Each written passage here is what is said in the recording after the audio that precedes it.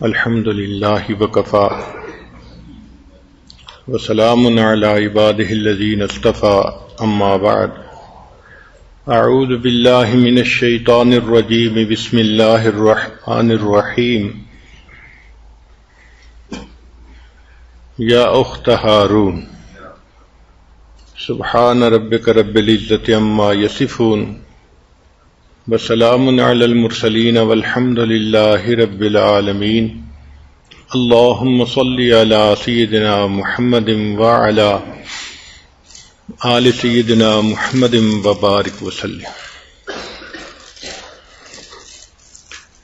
اللہ رب العزت جس انسان کو اولاد سے نوازے اسے چاہیے کہ وہ اللہ رب العزت کا شکر ادا کرے۔ اللہ تعالیٰ جس کو چاہتا ہے بیٹے دیتا ہے، جس کو چاہتا ہے بیٹیاں دیتا ہے، اور جس کو چاہتا ہے بیٹے اور بیٹیاں دونوں عطا کرتا ہے، اور کسی کو کچھ بھی عطا نہیں کرتا۔ یہ مالک کی شان ہے۔ بہرحال ایک کمپلیٹ فیملی وہی ہوتی ہے، بیٹے بھی ہوں بیٹیاں بھی ہوں تو بہن بھائیوں کی تربیت کامل ہوتی ہے۔ ماں باپ تو اپنے کاموں میں مصروف رہتے ہیں، لیکن گھر کے چھوٹے بچے ایک دوسرے کے ساتھ بہت زیادہ وقت گزارتے ہیں۔ ماں باپ کی مثال تو ڈاکٹر کی طرح ہوتی ہے جو وارڈ کے اندر آئے، چکر لگایا اور چلے گئے، اور بچوں کی مثال نرسز کی طرح ہوتی ہے جو وارڈ میں ہی رہتے ہیں اور ان کا انٹریکشن زیادہ ہوتا ہے ایک دوسرے کے ساتھ۔ ریسرچ یہ ہے کہ 11 سال تک کی عمر کے بچے اپنا 33% ٹائم اکٹھا گزارتے ہیں، بہن بھائی۔ آپ بتائیں کہ 1/3 آف دی ٹائم ان کا اکٹھا گزرتا ہے، اور 14 سے 17 ایئر ایج کے بچے 14 سے 17 آورز پر ویک اکٹھا گزارتے ہیں۔ ایک ویک میں اتنا ٹائم ان کا اکٹھا گزرتا ہے۔ یہ بچے آپس میں کھیلتے بھی ہیں، لڑتے جھگڑتے بھی ہیں، تھوڑی دیر میں لڑائی ہوتی ہے، پھر تھوڑی دیر میں دوست بھی بن جاتے ہیں۔ چنانچہ 2 to 4 ایئرز کے بچے ہر 10 منٹ میں ایک مرتبہ کلیش کرتے ہیں ایک دوسرے سے، اور 4 to 7 ایئرز کے بچے وہ ہر 20 منٹ کے بعد ایک دوسرے سے کلیش کرتے ہیں۔ مگر اللہ نے ان کو ایسی طبیعت دی ہوتی ہے کہ وہ جلدی اس کنفلکٹ کو ریزالو بھی کر لیتے ہیں۔ یہ ایسے کہ ایک یونیورسٹی کی ریسرچ ہے کہ those boys who have sisters are more nicer and given these boys have less negative emotions, they have no fear, sisters make you more loved۔ جن بھائیوں کی بہنیں ہوتی ہیں وہ بہنیں اپنے بھائیوں کو پیار دیتی ہیں، تو ان بچوں کو یہ احساس ملتا ہے کہ ہم اہم ہیں اور ہم سے محبت کی جا رہی ہے۔ اوہایو یونیورسٹی کی ریسرچ یہ ہے کہ with every sibling chances of divorce reduce۔ جتنا بچے ہوتے جاتے ہیں اتنا ڈائیورس کے چانس ریڈیوس ہوتے جاتے ہیں۔ اس کی مثال یوں سمجھیں کہ جیسے درخت کی جڑیں ہوتی ہیں، ایک جڑ ہو تو درخت کمزور ہوتا ہے، 2 جڑیں ہوں تو نسبتاً مضبوط ہوتا ہے، اور 3 جڑیں ہوں تو اور مضبوط۔ جتنا جڑیں بڑھتی جائیں گی اتنا درخت مضبوط ہوتا جائے گا۔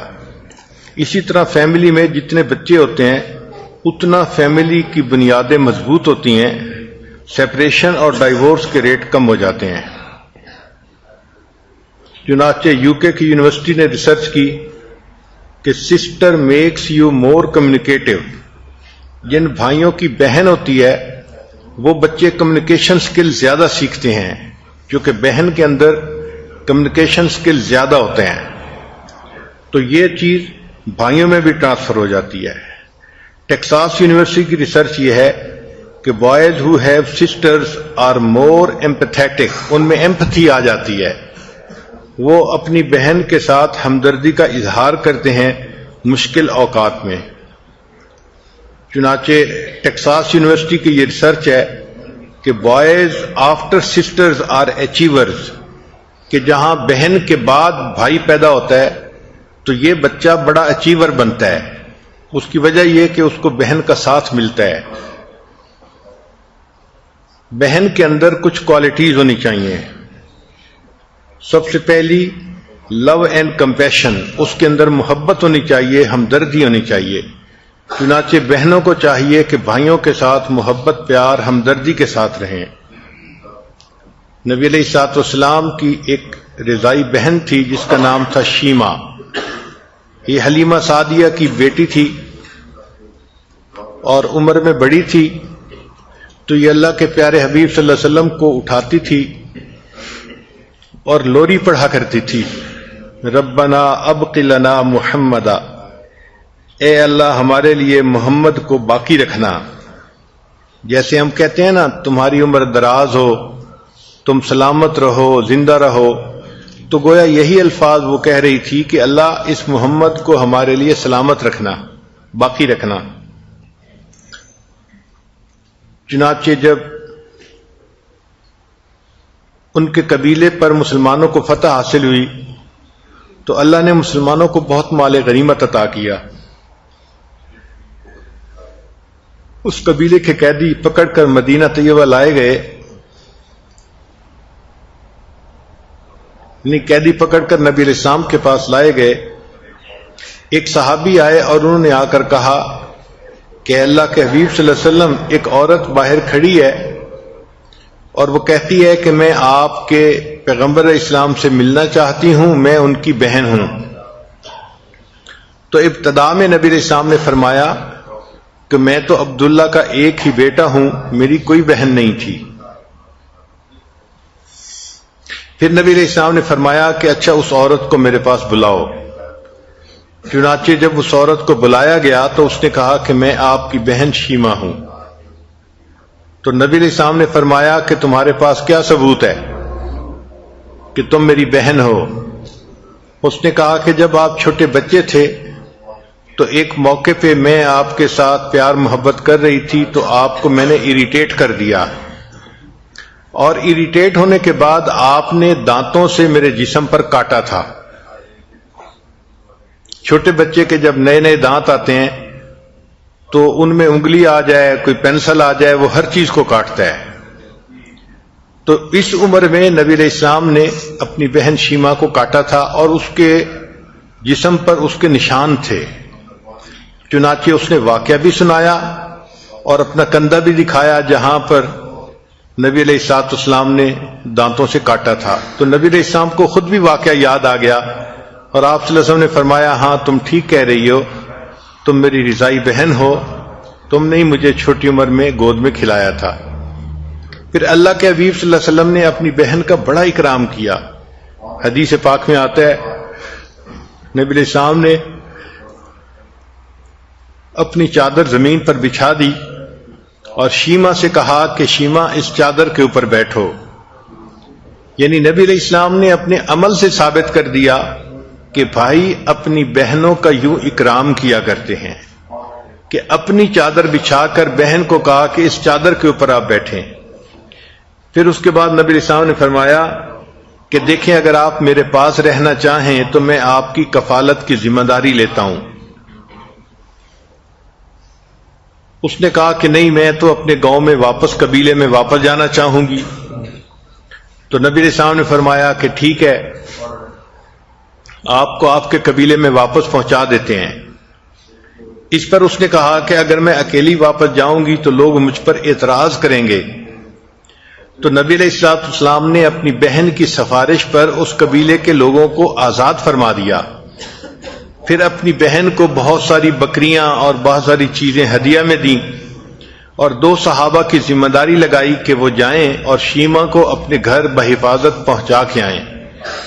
تو نبی علیہ الصلوۃ والسلام کے اس عمل نے ثابت کر دیا کہ بھائی اپنی بہنوں کا کتنا خیال کرتے ہیں، ان کا کتنا اکرام کرتے ہیں، ان کو عزتیں دیتے ہیں دنیا کے اندر. بہنوں کے دلوں میں بھائیوں کی محبت ایک ضروری چیز ہے، ایک یقینی چیز ہے۔ اسی لیے ہمارا بھی یہ تجربہ ہے، کوئی عورت ٹیلی فون پہ بات کرے تو سب سے پہلے تو اپنی فیملی کے لیے دعا کروائے گی، خامند کے لیے، بچوں کے لیے، اپنے لیے، اور جیسے ہی وہ دعا کریں گے تو دوسری دعا میں کہے گی کہ میرے بھائی کے لیے بھی دعا کریں۔ اتنی کثرت سے یہ بات ہوتی ہے کہ اس سے اندازہ ہوتا ہے کہ عورت کے دل میں اپنے بھائی کی محبت کتنی گہری ہوتی ہے۔ فوراً اسے بھائی کی تکلیفیں یاد آتی ہیں اور وہ اس کے لیے دعا کروا رہی ہوتی ہے۔ چنانچہ سیدنا حمزہ رضی اللہ تعالیٰ عنہ نبی علیہ السلام کے چچا تھے، جب جنگ احد میں وہ شہید ہوئے تو جب جنگ ختم ہو گئی تو مسلمان لوگ اپنے اپنے رشتہ داروں کی لاشوں کو دیکھ رہے تھے۔ نبی علیہ الصلوۃ والسلام نے سیدنا حمزہ رضی اللہ عنہ کو دیکھا تو ان کے تو اعضائے جسمانی کو کاٹ کے ہندا نے اپنے گلے میں ہار پہن لیا تھا، اس لیے حضرت حمزہ رضی اللہ عنہ کی لاش جو ہے اس کو دیکھا نہیں جاتا تھا، آنکھیں نکال لی گئی تھیں، کان کاٹ دیے گئے تھے۔ نبی علیہ السلام کو اطلاع ملی کہ ان کی بہن سیدہ صفیہ رضی اللہ تعالی عنہا ان کی لاش کو دیکھنے کے لیے آئی ہیں، تو نبی علیہ الصلوۃ والسلام نے ان کو منع کر دیا۔ مقصد یہ تھا کہ عورت کمزور دل ہوتی ہے، جب وہ اپنے بھائی کو اس حال میں دیکھے گی تو شاید یہ غم برداشت نہیں کر سکے گی۔ تو جب ان کو روک دیا گیا تو انہوں نے پوچھا، اے اللہ کے حبیب صلی اللہ علیہ وسلم، مجھے بھائی کی لاش دیکھنے سے کیوں روک دیا گیا؟ تو نبی علیہ السلام نے فرمایا کہ کمزور دل ہیں، ہو سکتا ہے کہ آپ اس صدمے کو برداشت نہ کر سکیں، مگر سیدہ صفیہ رضی اللہ تعالیٰ عنہ اتنی بہادر تھیں کہ انہوں نے پیغام بھجوایا کہ میں اپنے بھائی کی لاش پر رونے کے لیے نہیں آئی، میں تو ان کو مبارکباد دینے کے لیے آ رہی ہوں۔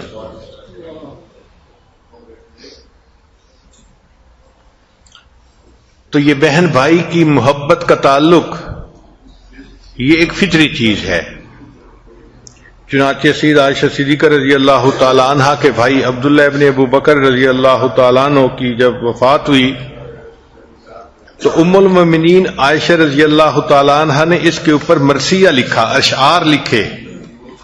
ان میں سے ایک شعر کا ترجمہ بنتا ہے، اے بھائی، ہم دونوں ایک مدت تک جزیمہ کے دونوں ہم نشینوں کی طرح ساتھ رہے، یہاں تک کہ لوگوں نے کہا کہ ان میں کبھی جدائی نہیں ہوگی، لیکن جب جدائی ہوئی تو ایسی کہ گویا ہم نے اور مالک نے باوجود طویل ملاقات کے ایک رات بھی ساتھ نہیں بسر کی تھی۔ دوسری صفت بہن کے اندر ہونی چاہیے سپورٹو اینڈ کنسرنڈ۔ بہن کو ہمیشہ سپورٹو ایٹیچیوڈ رکھنا چاہیے اور بھائیوں کے ساتھ اس کو کنسرن رہنا چاہیے۔ الگ تھلگ ہو کے رہنا یہ اچھا نہیں ہوتا۔ چنانچہ حضرت عمر رضی اللہ تعالیٰ عنہ کو جب احساس ہوا کہ مسلمان بہت بڑھ رہے ہیں، یہ خود ابھی مسلمان نہیں ہوئے تھے، تو انہوں نے ایک دن سوچا کہ کیوں نہ میں مسلمانوں کے پیغمبر علیہ الصلوۃ والسلام ہی کو جا کر شہید کر دوں، نہ رہے گا بانس نہ بجے گی بنسری۔ چنانچہ انہوں نے تلوار لی اور تلوار لے کر نبی علیہ الصلوۃ والسلام کے پاس آنے کے لیے چل پڑے۔ راستے میں حضرت سعید رضی اللہ عنہ ایک صحابی تھے، ان سے ملاقات ہو گئی۔ انہوں نے پوچھا، عمر کہاں جا رہے ہو؟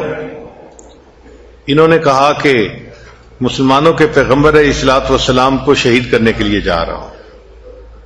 تو حضرت سعید رضی اللہ عنہ نے ان کو کہا کہ تم پہلے اپنے گھر کی خبر تو لے لو، تمہاری تو بہن اور بہنوئی مسلمان ہو چکے ہیں۔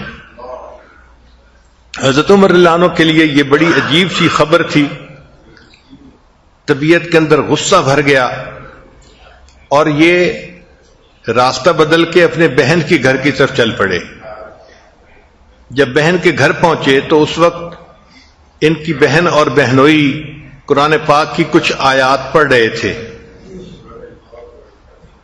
آواز تو انہوں نے سن لی، دروازہ کھٹکھٹایا دروازہ کھٹکھٹانے سے بہن کو بھی اندازہ ہو گیا کہ عمر رضی اللہ عنہ آئے ہیں. حضرت عمر رضی اللہ عنہ کے لیے جب دروازہ کھولا گیا تو آپ اندر داخل ہوئے اور آپ نے اپنی بہنوئی سے کہا کہ میں نے سنا ہے کہ آپ لوگ مسلمان ہو گئے ہیں. انہوں نے جواب دیا کہ اگر اسلام سچ ہے تو اس کو ماننے میں کیا رکاوٹ ہے. تو عمر رضی اللہ عنہ کو بڑا غصہ آیا اور انہوں نے اپنے بہنوئی کو مارنا پیٹنا شروع کر دیا. جب بہنوئی کو مارنا پیٹنا شروع کیا تو بہن آ گئی اور بہن آ کر کھڑی ہوئی تو عمر رضی اللہ عنہ کو اتنا غصہ تھا انہوں نے بہن کے بھی ایک تھپڑ لگا دیا. وہ عورت ذات تھی، جب تھپڑ لگا تو آنکھوں میں آنسو آ گئے، مگر ان کے اندر ہمت اتنی تھی، قوت اتنی تھی، اعتماد اتنا تھا کہ انہوں نے آگے سے جواب دیا، عمر جس ماں کا دودھ تو نے پیا ہے اسی ماں کا دودھ میں نے پیا ہے. تم میرے جسم سے جان تو نکال سکتے ہو، میرے دل سے ایمان کو نہیں نکال سکتے. اب ایک بہن کی یہ بات اتنی مضبوط تھی کہ دل کے اوپر اثر کیا اس نے. تو حضرت عمر رضی اللہ عنہ کا اسی وقت جو ہے انداز بدل گیا اور آپ نے کہا کہ اچھا مجھے بتاؤ آپ لوگ کیا پڑھ رہے تھے. چنانچہ حضرت عمر رضی اللہ عنہ کے سامنے قرآن پاک کی کچھ آیات تلاوت کی گئیں. اللہ تعالیٰ نے ان کے دل میں ایمان ڈالنا تھا، چنانچہ وہ کہنے لگے کہ اچھا مجھے اپنے پیغمبر اسلام کے پاس لے چلو. بہنوئی ان کو لے کر دار ارقم آئے جہاں نبی علیہ السلام تشریف فرما تھے. جب دروازہ کھٹکھٹایا گیا تو مسلمان حیران تھے کہ یہ کون ہے دروازہ کھٹکھٹانے والا. چنانچہ کسی صحابی نے دروازے کے سوراخ میں سے جھانک کے دیکھا تو عمر رضی اللہ عنہ کو دیکھا کہ ہاتھ میں تلوار ہے اور کھڑے ہیں. تو وہ گھبرا گئے، نبی علیہ السلام کی خدمت میں عرض کیا، اے اللہ کے حبیب صلی اللہ علیہ وسلم عمر بن الخطاب کھڑے ہیں اور ہاتھ میں تلوار ہے. تو حضرت حمزہ رضی اللہ عنہ وہاں موجود تھے، فرمان لگے کوئی فرق نہیں پڑتا، دروازہ کھول دو، اچھے ارادے سے آیا ہے تو بہت اچھا، اور اگر ارادہ کچھ اور ہے تو اسی کی تلوار سے میں اسی کی گردن کو اتار دوں گا. حضرت عمر رضی اللہ عنہ اندر آئے، مگر اب تو انداز ہی بدل چکے تھے. نبی علیہ السلام کے پاس بیٹھے، اللہ کے حبیب صلی اللہ علیہ وسلم نے دعوت دی اور حضرت عمر رضی اللہ عنہ نے کلمہ پڑھا اور مسلمان ہو گئے. تو حضرت عمر رضی اللہ عنہ جیسے صحابی کے مسلمان ہونے کا ذریعہ ان کی بہن بنی. امام محمد بن سیرین رحمۃ اللہ علیہ، ان کی بہن حفصہ بنت سیرین تھیں. وہ اپنے بھائی کو قرآن پاک صحیح پڑھنے میں مدد دیا کرتی تھیں، ان کو سکھایا کرتی تھیں، قرآن مجید کی قاریہ تھیں اور انہوں نے اپنی زندگی کے 35 سال قرآن پاک پڑھنے میں گزار دیے. سیدہ شریکہ رضی اللہ تعالیٰ عنہ کے ایک بھائی تھے محمد بن ابو بکر. جب ان کی وفات ہو گئی تو ان کے 2 بچے تھے، ایک بہن تھی ایک بھائی تھا. بھائی کا نام قاسم تھا. تو قاسم بن محمد بن ابو بکر، اس بچے کو حضرت عائشہ رضی اللہ عنہا نے بلوایا اور اس کو اپنے پاس رکھا اور ان دونوں کو اپنے حجرے میں پالا. کتابوں میں لکھا ہے کہ ام المومنین جب کھانا کھلانا ہوتا تو ان دونوں کو اپنی گود میں ران میں بٹھا لیتی تھیں اور ایک لقمہ ایک کے منہ میں ڈالتی تھیں، ایک لقمہ دوسرے کے منہ میں. جب دونوں بچے کہتے تھے کہ ہمارا پیٹ بھر گیا تو پھر بچے ہوئے کھانے کو ام المومنین خود کھاتی تھیں. اپنے بھائی کی اولاد کو اس طرح پال کے دکھانا اس بات کی دلیل ہے کہ بہن کے دل میں اپنے بھائی کی کتنی محبت تھی. چنانچہ اسی طرح عائشہ صدیقہ رضی اللہ تعالیٰ عنہ نے اپنے بھانجے حضرت عبداللہ ابن زبیر لانو کی بھی تربیت فرمائی. پھر تیسری صفت یہ ہے کہ بہن کے اندر لائلٹی ہونی چاہیے، اپنے ماں باپ سے اپنے بھائی کے ساتھ وہ لائل ہو. اور چوتھی صفت یہ ہے کہ اس کے اندر آنیسٹی ہونی چاہیے کہ کبھی بھی اپنے ماں باپ اور بھائیوں کے ساتھ جھوٹ نہیں بولنا چاہیے. بہن کی ذمہ داری بنتی ہے کہ ہمیشہ اپنے بھائیوں کے ساتھ آنیسٹی کا معاملہ رکھے. پھر بہن کو چاہیے کہ وہ ٹرسٹ وردی ہو، یعنی اپنے بھائیوں کو کبھی بھی دھوکہ نہ دے. جو بھائیوں نے ماں باپ نے اس کے اوپر ٹرسٹ کیا ہے اس کو کبھی بھی نہ ختم کرے. ٹرسٹ کو توڑ دینا بہت بڑا گناہ ہے.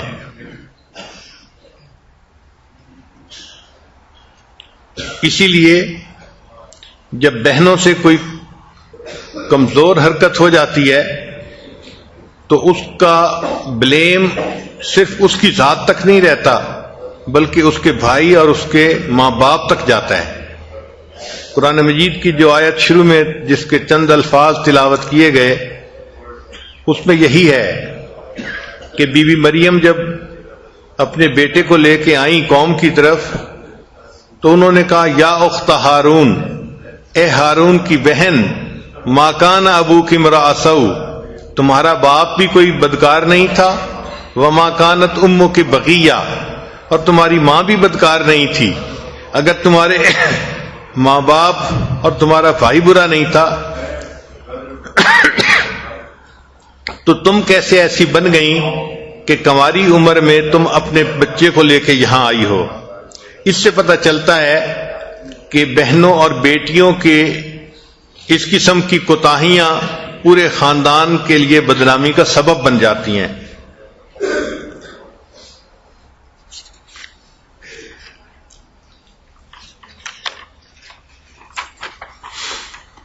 چنانچہ اگلا ٹاپک ہے why you should be grateful to have a sister. آخر بہن کے ہونے کے کیا فائدے ہیں؟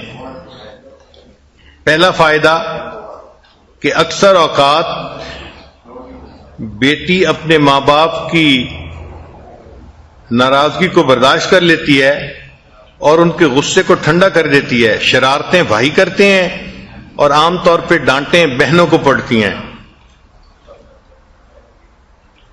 پھر اگر بہن چند سال بڑی ہے تو چھوٹے بھائی کو جو بچے تنگ کرتے ہیں بہن ان بچوں کو دور رکھتی ہے. She told of your blaze.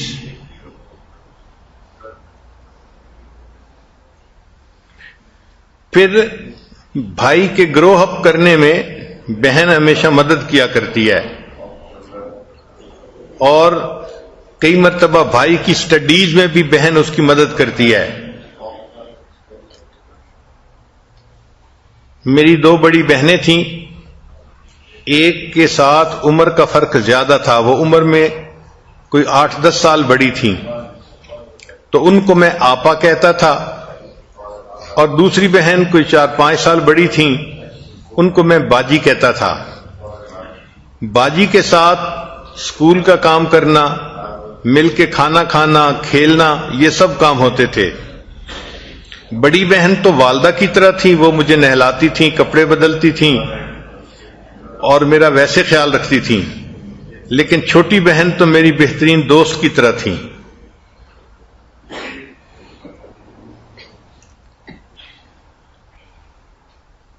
چنانچہ بہنیں بھائیوں کو ہر موقع پہ سپورٹ بھی کرتی ہیں اور ان کی غلطیوں کوتاہیوں کو پردے بھی ڈالتی ہیں. چنانچہ بھائی شرارت کر کے چھپ جاتا ہے اور بہنیں اپنے ماں باپ کو سیٹسفائی کر رہی ہوتی ہیں، بہانے بنا رہی ہوتی ہیں، یہ ہو گیا تھا، یہ ہو گیا تھا، یہ ہو گیا تھا. اور کئی مرتبہ تو ایسا ہوتا ہے کہ بچہ اسکول کے اندر سکور اچھا نہیں کرتا، اب اس کو اپنے ماں باپ سے سائن کروانا ہوتا ہے پیپر، تو ماں باپ اگر سائن کریں گے تو وہ تو بہت ناراض بھی ہوں گے اور ہو سکتا ہے کہ بچے کو جو ہے وہ تکلیف بھی دیں. تو ایسے موقعوں پہ بھائی ماں باپ سے سائن کروانے کی بجائے اپنی بڑی بہنوں سے سائن کروا لیتے ہیں. اور بہنیں اللہ کی ایسی گائے ہوتی ہیں کہ صاف کاغذ پہ ان سے سائن کروا لو تو وہ کر کے دے دیتی ہیں. تو بھائیوں کی کمی کوتاہیوں کو بہنیں اس طرح کور اپ کر لیتی ہیں. پھر she makes your dinner when مام از ناٹ اویلیبل. جب امی گھر میں نہیں ہوتی تو بڑی بہنی ہے جو اپنے بھائیوں کے لیے کوکنگ کرتی ہے اور ان کو وقت پہ کھانا دیتی ہے, ان کا خیال رکھتی ہے. پھر she defends you in front of your parents. کئی مرتبہ ماں باپ کے سامنے وہ آپ کو ڈیفینڈ کر رہی ہوتی ہے. پھر شی فارگیوز یو فار یور مسٹیکس. وہ آپ کی غلطیوں کے اوپر آپ کو معاف کرتی ہے. She reminds you of your family obligations. وہ چھوٹے بھائی کو بتا سمجھا رہی ہوتی ہے کہ ہمارے فیملی کے کیا حدود قیود ہیں, ہمیں اس کے اندر رہنا چاہیے. She shares all your childhood memories. کہ بچپن کی جتنی میموریز ہوتی ہیں بہنیں اپنے بھائیوں کے ساتھ اس کو شیئر کرتی ہیں. پھر she will always be your best friend of life. بہن بھائی کے لیے زندگی کی بہترین دوست بھی ہوتی ہے. جب بچے آپس میں مل کے رہتے ہیں تو بہت ساری چیزیں ایک دوسرے سے وہ سیکھتے ہیں. مثلاً what you learn from siblings. پہلی چیز لو اینڈ سپورٹ. دوسری چیز کوآپریشن اینڈ ٹیم ورک. ان کو مل جل کر رہنا آ جاتا ہے, ٹیم ورک آ جاتا ہے. پھر تیسری چیز ان کے اندر ٹالرنس آ جاتی ہے. ہم نے یہ دیکھا ہے کہ اکثر اوقات بھائی اپنی بہنوں کو تنگ کرتے رہتے ہیں بلا وجہ, اور بہن کو صبر کرنا پڑتا ہے, تو اس کے اندر ٹالرنس پیدا ہو جاتی ہے. پھر یہ کہ اگر لڑائی ہو جاتی ہے تو تھوڑی دیر کے بعد لڑائی کو ختم بھی کرنا ہوتا ہے. اس کو کہتے ہیں کنفلکٹ ریزولوشن. تو وہ جلدی سے اپنے کنفلکٹ کو ریزالو بھی کر لیتے ہیں. پھر لیڈرشپ ان کے اندر پیدا ہو جاتی ہے. پھر اسرٹیونیس ان کے اندر پیدا ہوتی ہے. اسرٹیونیس کہتے ہیں اپنی بات کو منوانا. آپس میں مشورہ کر رہے ہیں, بہن کہتی ہے ایسے کرنا چاہیے, بھائی کہتا ہے ایسے کرنا چاہیے. وہ ایک دوسرے کو آرگومنٹس دیتے ہیں, ایک دوسرے کو منواتے ہیں. چنانچہ جس کی پرسنالٹی زیادہ اسٹرانگ ہوتی ہے وہ اپنی بات کو منوانے میں کامیاب ہو جاتا ہے. پھر بہن بھائی ایک دوسرے کے ساتھ جب کھیلتے ہیں تو ان کو ایک دوسرے کے ساتھ نیگوشیٹ کرنا پڑتا ہے, تو ان کے اندر نیگوشیشن سکلز بھی آ جاتے ہیں. تو بہرحال بہن کا رشتہ ایسا ہے کہ وہ ہمیشہ اپنے بھائی سے محبت کرتی ہے, اس کو سپورٹ کرتی ہے, مورلی بھی, اور اگر فائنینشلی ضرورت ہو تو وہ بھی سپورٹ کرتی ہے. چنانچہ امام بخاری رحمت اللہ علیہ ابتدائی جوانی میں سفر پہ جانا چاہتے تھے تاکہ علم حاصل کر سکیں, مگر ان کے پاس خرچہ نہیں تھا. کئی دن گزر گئے تو امام بخاری رحمۃ اللہ کی بہن نے محسوس کیا کہ میرا بھائی سفر پہ جانا چاہتا ہے مگر سفر کا خرچہ نہ ہونے کی وجہ سے سفر مؤخر ہوتا جا رہا ہے. تو بہن نے اپنے زیورات بیچے اور اس سے جو پیسے ملے اس نے وہ پیسے امام بخاری رحمۃ اللہ کے سامنے ہدیہ پیش کر دیا اور کہا کہ جی آپ یہ پیسے لیں اور اس کے بعد سفر کریں اور اپنا علم حاصل کریں. تو امام بخاری رحمۃ اللہ نے پوچھا کہ آپ نے تو اپنا سارا زیور ہی بیچ دیا. تو بہن نے جواب دیا کہ اللہ اس کے بدلے مجھے بہشتی زیور عطا فرما دیں گے.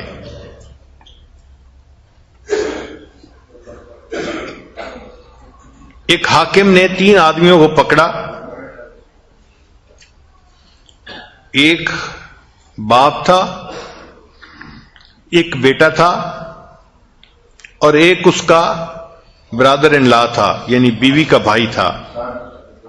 اور حاکم چاہتا تھا کہ ان تینوں کو قتل کروا دے. جب عورت کو اطلاع ملی تو وہ حاکم کے دربار میں آئی اور اس نے آ کے خوب ادھم مچایا کہ میرے گھر کے 3 مرد ہیں اور تینوں کو اگر آپ قتل کروا دیں گے تو میرا محرم کون رہے گا پیچھے, میں زندگی کیسے گزاروں گی. جب اس عورت نے ایسی باتیں کی تو حاکم وقت نے کہا کہ اچھا ان تینوں میں سے تم کسی ایک کو چن لو میں اس کو نہیں قتل کرتا، باقی لوگوں کو قتل کر دوں گا۔ اب لوگ ایکسپیکٹ کر رہے تھے کہ یہ اپنے بیٹے کو چنے گی، چونکہ ماں بیٹے کا رشتہ ایسا ہے کہ ماں ہر حال میں اپنے بیٹے کی حفاظت کرتی ہے۔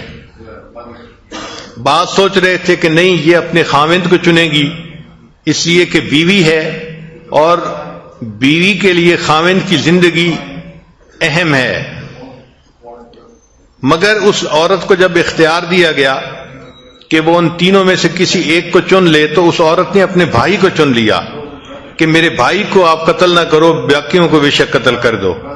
اس پر حاکم وقت بڑا حیران ہوا، اس نے کہا کہ مجھے یہ بتاؤ کہ تم نے بھائی کو کیوں چنا ہے، باقیوں کو کیوں نہیں چنا؟ اس عورت نے جواب دیا، میں جوان العمر ہوں، خوبصورت ہوں، اگر آپ میرے ہسبینڈ کو قتل بھی کر دیں گے تو اللہ تعالیٰ کوئی دوسرا پرپوزل بھیج دیں گے اور میں دوسرا نکاح کر لوں گی، مجھے اللہ پھر خاوند دے دیں گے، اور اگر اللہ نے دوسرا خاوند مجھے دے دیا تو اس خاوند کے ذریعے سے اللہ مجھے دوسرا بیٹا بھی عطا فرما دیں گے، تو مجھے خاوند بھی دوسرا مل سکتا ہے، بیٹا بھی دوسرا مل سکتا ہے، لیکن میرے ماں باپ دنیا سے فوت ہو چکے اور اب میرا ایک ہی بھائی ہے، اب مجھے کوئی دوسرا بھائی نہیں مل سکتا، اس لیے میں نے اپنے بھائی کو چن لیا ہے۔ اس عورت کی اس بات کا حاکم کے اوپر اتنا اثر پڑا کہ اس نے تینوں آدمیوں کو معاف کر دیا اور قتل کا حکم واپس لے لیا۔ تو بہنوں کو بھائیوں سے ایسی محبت ہوتی ہے جو اٹل اور پائیدار ہوتی ہے۔ چنانچہ تاریخ اسلام کو پڑھیں تو ایسا بھی واقعہ پڑھنے میں آتا ہے کہ جس کو پڑھ کے انسان حیران ہو جاتا ہے، بہنیں بھائیوں کے لیے اتنا کچھ بھی کر سکتی ہیں۔ چنانچہ فتوحات شام ایک کتاب ہے، اس میں علامہ واقدی رحمت اللہ علیہ نے واقعات لکھے ہیں، تو ایک واقعہ وہ لکھتے ہیں کہ حضرت زرار اللہ عنہ ایک صحابی تھے، تو وہ زرار اللہ عنہ دشمن کے ہاتھوں قید ہو گئے، دشمن کی تعداد بہت زیادہ تھی، انہوں نے ان کو گھیرے میں لے لیا۔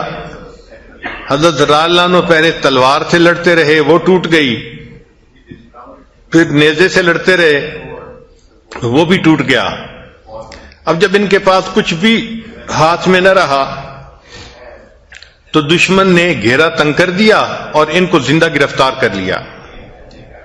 چنانچہ جب لڑائی ختم ہوئی، شام کا وقت تھا، تو حضرت خالد بن ولید عنہ کو اطلاع ملی کہ حضرت زرار رضی اللہ تعالی عنہ کو قید کر لیا گیا ہے۔ وہ اس بات پہ بڑے غمزدہ ہوئے کہ دین اسلام کا ایک اتنا اچھا مجاہد اس کو دشمنوں نے پکڑ لیا۔ چنانچہ انہوں نے حضرت ابو عبیدہ رضی اللہ عنہ کی طرف ایک بندہ بھیجا مشورے کے لیے، وہ امیر لشکر تھے، کہ آپ مجھے مشورہ دیں کہ مجھے کیا کرنا چاہیے۔ تو ابو عبیدہ رضی اللہ عنہ نے مشورہ دیا کہ آپ جس پر اعتماد کرتے ہیں اس کو بقیہ فوج کا انچارج بنا دیں اور خود اپنے ساتھ کچھ سواروں کو لے کر جائیں اور حضرت زرار رضی اللہ عنہ کو رہا کروانے کی کوشش کریں۔ چنانچہ حضرت خالد بن ولید رضی اللہ عنہ نے کچھ سواروں کو چن لیا اور ان کے ساتھ رومیوں کے لشکر کی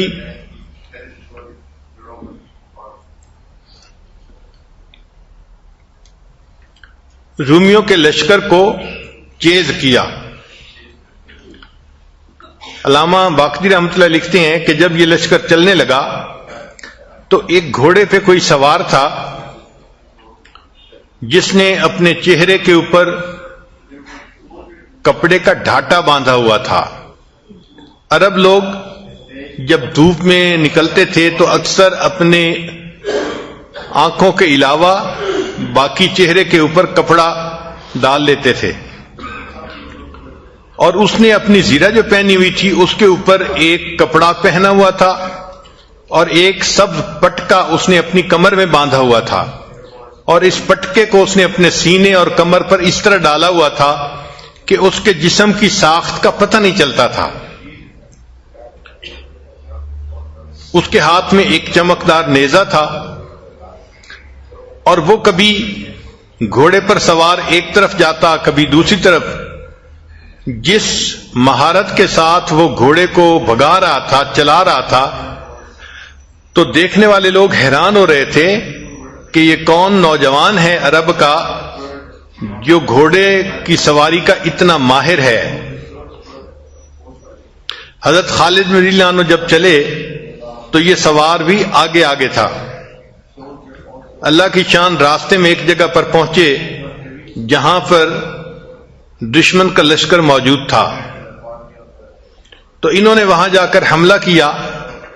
حضرت خالد رضی اللہ عنہ نے دیکھا کہ وہ جو نوجوان آگے تھا اس نے اپنا گھوڑا دشمن کی صفوں کے اندر گھسا دیا اور نیزے کے ساتھ وہ اپنے دشمنوں کے ساتھ مقابلہ کر رہا تھا، حتیٰ کہ مقابلہ کرتے کرتے وہ دشمن کی صفوں کے اندر غائب ہو گیا.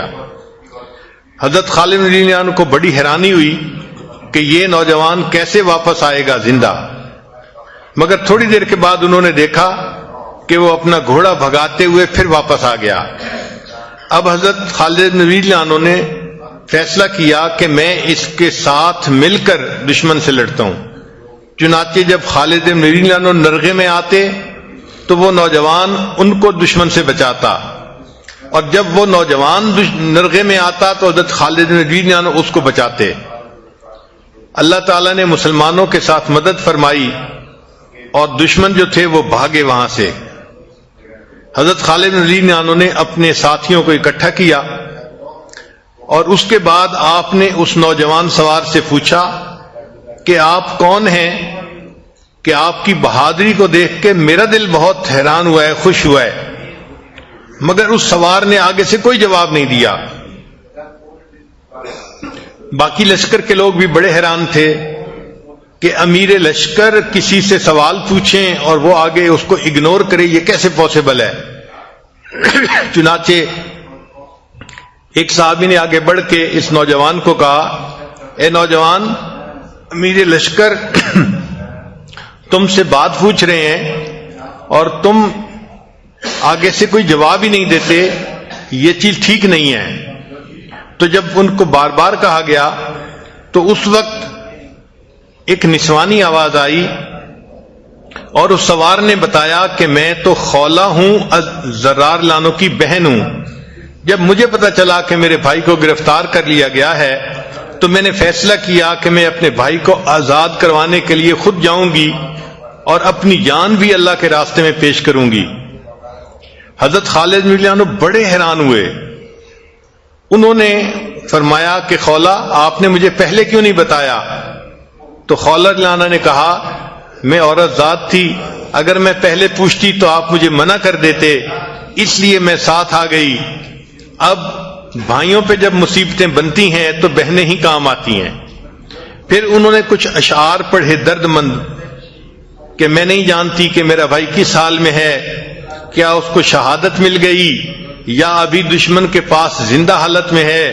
اے بھائی، اگر تم زندہ ہو تو میں تمہیں بچانے کے لیے ہر ممکن کوشش کروں گی، اور اگر تم شہید ہو چکے ہو تو تم نبی علیہ الصلوۃ والسلام کو مل چکے ہوگے اور تم نے اپنی زندگی کے مقصد کو پا لیا ہوگا.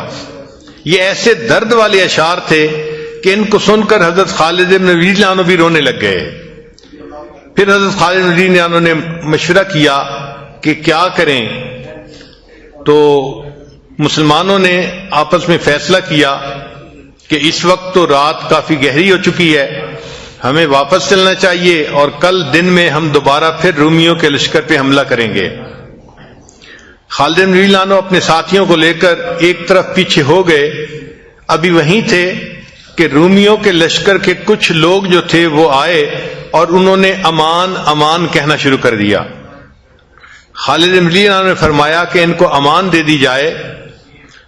جب ان کو امان دینے کا وعدہ کیا گیا تو انہوں نے آ کر کہا کہ ہم سمجھتے ہیں کہ آپ لوگ حق پہ ہیں اور آپ کا پیغام سچ ہے. ہم اپنے لشکر سے ہٹ کے آ گئے ہیں اور ہم آپ لوگوں کے ساتھ ملنا چاہتے ہیں. خالد رضی اللہ عنہ نے ان کو کلمہ پڑھایا اور ان کو اپنے پاس رکھ لیا. پھر پوچھا ان سے کہ یہ بتاؤ کہ وہ جو بندے کو قید کیا گیا ہے اس کا کیا خبر ہے؟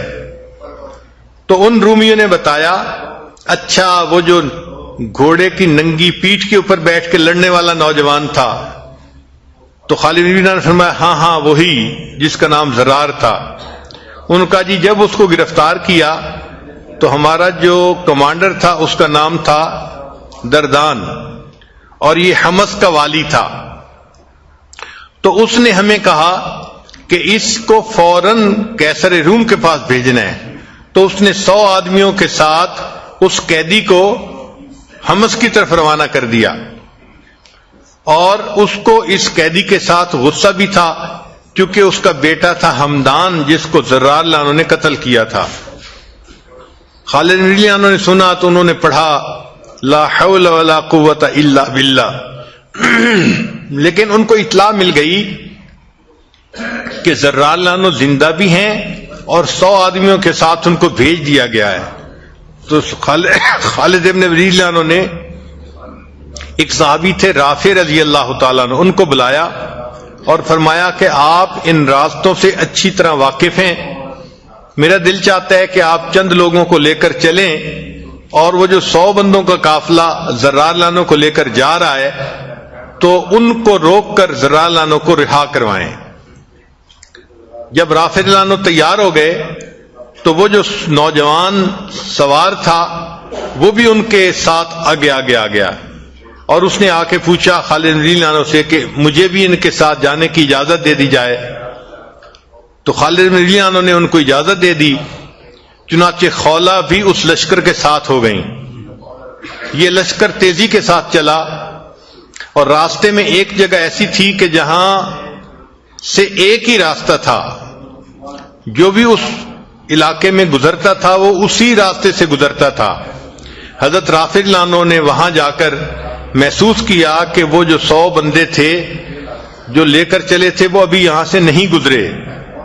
تو انہوں نے کہا مسلمانوں کو کہ آپ لوگ آپس میں چھپ جائیں اور ایک جگہ کے اوپر بیٹھیں تاکہ اگر دشمن کا لشکر آئے تو ہم اس کے اوپر حملہ کریں گے. اللہ کی شان تھوڑی ہی دیر گزری تھی کہ وہ 100 بندوں کا لشکر پھر پیچھے سے آ گیا جنہوں نے حضرت زرار عنہ کو گرفتار کیا ہوا تھا.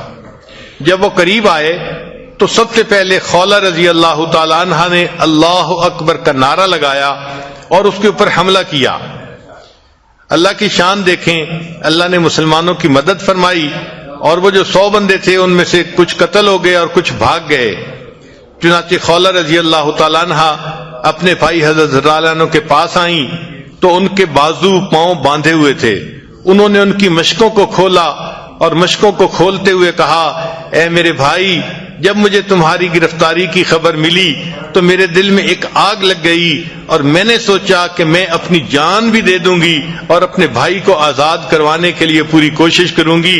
میں اللہ کا شکر ادا کرتی ہوں جس نے مجھے توفیق دی کہ میں اپنے ہاتھوں سے آپ کی مشکوں کو کھول رہی ہوں.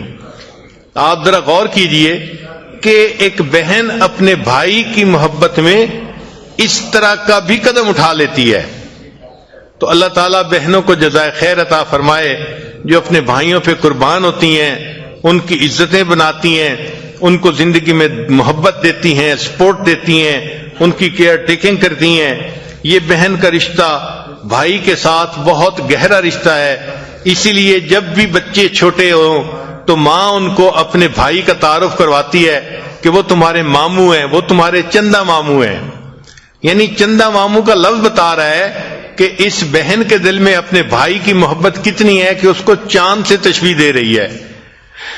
اللہ تعالی بہنوں کو اپنے بھائیوں کے ساتھ محبت پیار کے ساتھ زندگی گزارنے کی توفیق عطا فرمائے.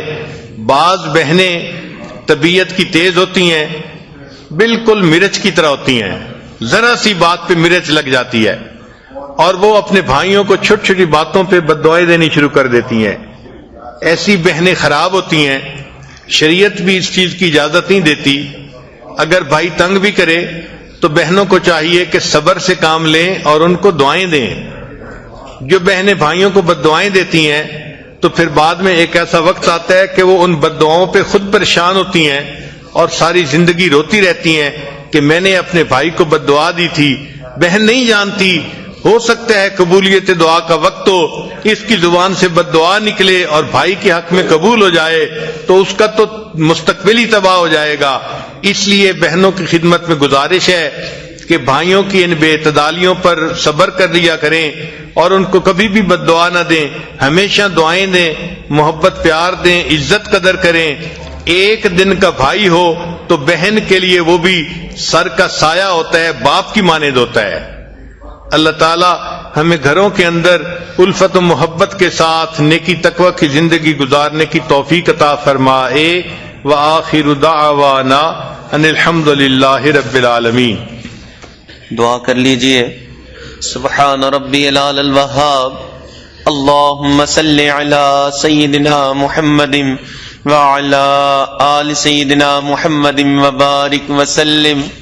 ربنا ظلمنا انفسنا وإن لم تغفر لنا وترحمنا لنکونن من الخاسرین۔ اے اللہ ہم آپ کے عاجز مسکین بندے ہیں، اللہ ہمارے گناہوں کو معاف فرما، ہماری خطاؤں سے درگزر فرما، ہمارے عیبوں کی پردہ پوشی فرما، اللہ برے دن سے محفوظ فرما، اللہ بری رات سے محفوظ فرما، میرے مالک برے کاموں سے محفوظ فرما، اے اللہ ہمیں برے انجام سے محفوظ فرما، اللہ ہدایت ملنے کے بعد گمراہی سے محفوظ فرما، میرے مالک سیدھا رستہ ملنے کے بعد بھٹکنے سے محفوظ فرما، اللہ اپنا قرب حاصل ہو جانے کے بعد اپنی دوری سے محفوظ فرما، میرے مالک نعمتیں مل جانے کے بعد نعمتوں کے چھن جانے سے محفوظ فرما، اللہ علم حاصل ہو جانے کے بعد جہالت والے کاموں سے محفوظ فرما، میرے مالک در در کے دھکے کھانے سے محفوظ فرما، اللہ نفس و شیطان کے مکر و فریب سے محفوظ فرما، اللہ نفس و شیطان کے مکر و فریب سے محفوظ فرما، اے اللہ آج یہ تیری بندیاں تیرے در پہ چل کے آئی ہیں، اے اللہ ان کے آنے کو قبول فرما، اے اللہ ان مبارک ایام کو ہمارے لیے دل کے بدلنے کا سبب بنا، اے اللہ ان مبارک ایام کو ہمارے لیے اپنے قرب کا ذریعہ بنا، میرے مالک اپنی رحمت کا ذریعہ بنا، اے اللہ عافیت کا ذریعہ بنا، اے اللہ یہ جو مبارک تعلیمات مل رہی ہیں، اے اللہ ان تعلیمات کو ہمیں اپنے گھروں میں لاگو کرنے کی توفیق عطا فرما، اللہ ان تعلیمات سے ہمارے دلوں کو منور فرما، میرے مالک ہمارے گھروں کو منور فرما، اے اللہ ہمیں اپنے بہن بھائیوں کا، والدین کا، بچوں کے حقوق ادا کرنے کی توفیق عطا فرما، اے اللہ ہم غفلت میں پڑے رہے، اے اللہ گناہوں میں پڑے رہے، اے اللہ اصل جو کرنے کا کام تھا اس کام سے دور رہے، میرے مالک ہماری اس کوتاہی کو معاف فرما، اللہ اس کوتاہی کو معاف فرما، اے اللہ آپ کے محبوب نے فرمایا رمضان کی ہر رات میں آپ لاکھوں کروڑوں کی مغفرت کے فیصلے فرماتے ہیں، میرے مالک ہماری بھی مغفرت کا فیصلہ فرما، اللہ ہماری بھی مغفرت کا فیصلہ فرما، اے اللہ آپ کے محبوب نے فرمایا لوگ مختلف علاقوں سے، مختلف قبیلوں سے آ کے جمع ہوتے ہیں اور ان کا مقصد صرف اللہ کو یاد کرنا ہوتا ہے، تو آپ اپنے فرشتوں سے کہتے ہیں جاؤ اعلان کر دو میں نے ان سب کو معاف کر دیا، میرے مالک آج بھی اعلان فرما دیجئے کہ آپ نے معاف کر دیا، اللہ معاف کر دیجئے، میرے مالک معاف کر دیجئے، اے اللہ بڑے گناہگار ہیں، اے اللہ مگر آپ کے در پہ پہنچ گئے ہیں، اے اللہ سخیوں کے در پر یہی امید ہوتی ہے کہ بندہ خالی ہاتھ نہیں جاتا، میرے مالک جب انسان بڑا دروازہ دیکھتا ہے، جو فقیر بڑا دروازہ دیکھتا ہے تو اونچی صدا لگاتا ہے، اے اللہ ہم دنیا کے سب سے بڑے دروازے پہ حاضر ہیں، اللہ آپ کے در پہ حاضر ہیں، اے اللہ اس در سے خالی ہاتھ نہ لوٹا، میرے مالک اس در سے خالی ہاتھ نہ لوٹا، اے اللہ ہمیں یہاں سے بخشے بخشائے لوٹا۔ اللہ گناہ کر کر کے دلوں کو سیاہ کر بیٹھے ہیں، اے اللہ آپ کی رحمت نے اس در پہ پہنچا دیا ہے، میرے مالک اپنی رحمت کا معاملہ فرما، اے اللہ ہمیں یہاں سے بخشے بخشائے واپس لوٹا، اللہ بخشے بخشائے واپس لوٹا۔ اللہ آپ کی رحمت کی نگاہ پڑتی ہے، فضیل بن ایاز جیسے ڈاکوؤں کے سردار کو آپ اپنے اولیاء کا سردار بنا دیتے ہیں۔ اللہ آپ کی رحمت کی نگاہ پڑتی ہے، بشر حافی جیسے شرابی کو آپ اپنی محبت کی شراب پلا دیتے ہیں۔ اللہ ایک رحمت کی نگاہ ہم پہ بھی ڈال دیجئے، اللہ ایک رحمت کی نگاہ ہم پہ بھی ڈال دیجئے، اے اللہ تیری ایک نگاہ کی بات ہے، میری زندگی کا سوال ہے، اللہ رحمت کا معاملہ فرما، اللہ اٹھے ہوئے ہاتھوں کی لاج فرما، اللہ اٹھے ہوئے ہاتھوں کی لاج فرما، اے اللہ رحمت کا معاملہ فرما۔ اللہ 100 لوگوں کا قاتل تھا، نیکی کی بستی کی طرف جا رہا تھا، ابھی پہنچا نہیں تھا اور فوت ہو گیا، آپ نے تو اس کو بھی معاف کر دیا، میرے مالک ہم تو نیکوں کی بستی میں پہنچ گئے ہیں، اللہ گناہگاروں پہ رحم فرما، اللہ گناہگاروں پہ رحم فرما، میرے مالک میں نیک نہ بن سکا، اللہ تیرے نیکوں میں پہنچ گیا ہوں، اللہ نیک نہ بن سکا، اللہ نیکوں میں آیا بیٹھا ہوں، اللہ ان نیکوں کی برکت سے ہمارے بھی گناہوں کو معاف فرما، اللہ ان نیکوں کی برکت سے ہمارے دلوں میں بھی اپنی محبت پیدا فرما، میرے مالک نیکوں کی برکت سے ہمارے دلوں کو بھی صاف فرما، اے اللہ اپنی رحمت کا سایہ عطا فرما۔